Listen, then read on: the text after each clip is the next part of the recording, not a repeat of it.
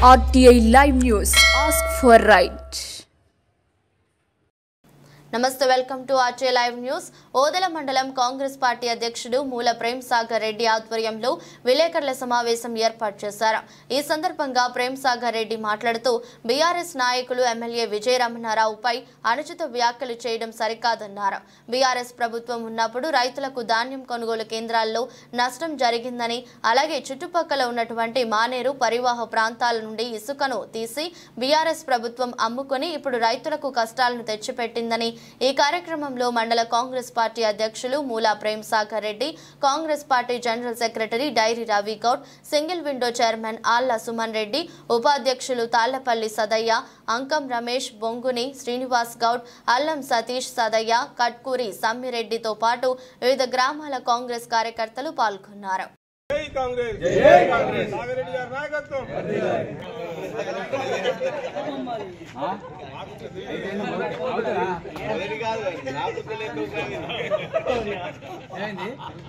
నన్ను పొందడం చూస్తాడు పట్టుకోండి.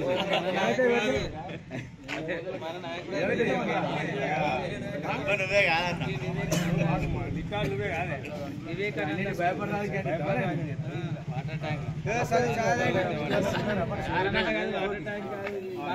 తమ్ముడు అరుణ్.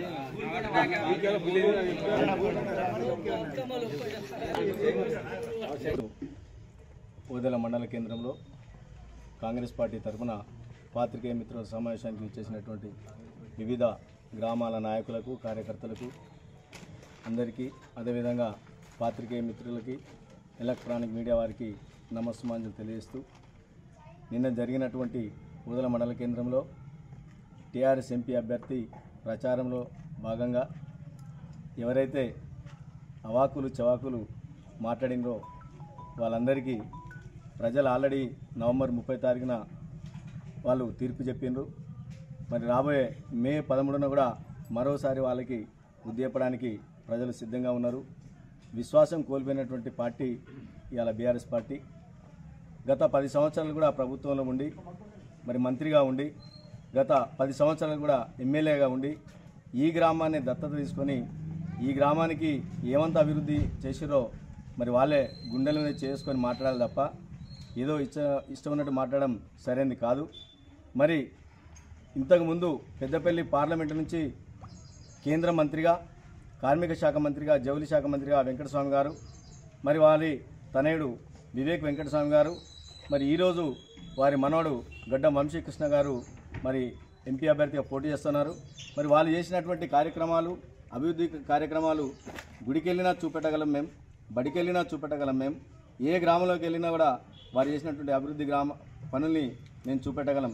మరి మీరు ఈ 10 సంవత్సరాలు ఏ గ్రామంలో కానీ, ఏ బడిలో కానీ, ఏ గుడిలో కానీ ఎక్కడ మీ సేవలు అందించినో మీరు చూపెట్టడానికి సిద్ధంగా ఉంటే మేము రావడానికి సిద్ధంగా ఉన్నామని తెలియజేస్తూ, అదేవిధంగా స్థానిక ఎమ్మెల్యే గారి మీద కూడా మరి ఆ రోజు కళ్ళల దగ్గర కావాలంటా అన్నారు, మరి ఈరోజు ఎక్కడ ఉంటారు, వడ్లు కట్ అయిపోతున్నాయి, ఇసుక లారీలు నడుస్తూ ఉన్నాయి, ఇసుక మాఫియా నడుస్తూ ఉందని చెప్తున్న వారికి నేను ఒకటే చెప్తా ఉన్నాను.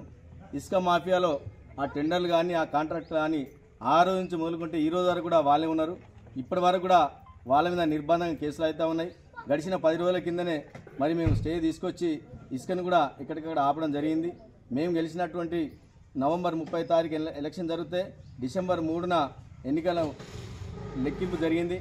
ఆ రోజు నుంచి ఈ రోజు వరకు కూడా ఎమ్మెల్యే గారు ఎక్కడ కూడా తన బంధువు కానీ, మా ముఖ్యమైన నాయకులు కానీ, కార్యకర్తలు కానీ ఇసుక విషయంలో కానీ, ఇటు వడ్ల విషయంలో కానీ ఎవరు తప్పు చేసినా క్షమిస్తలేరు, వెంటనే శిక్షించాలని కోరుకుంటారంటే ఇంకా అంతకంటే నీతివంతమైనది ఏది ఉండదు.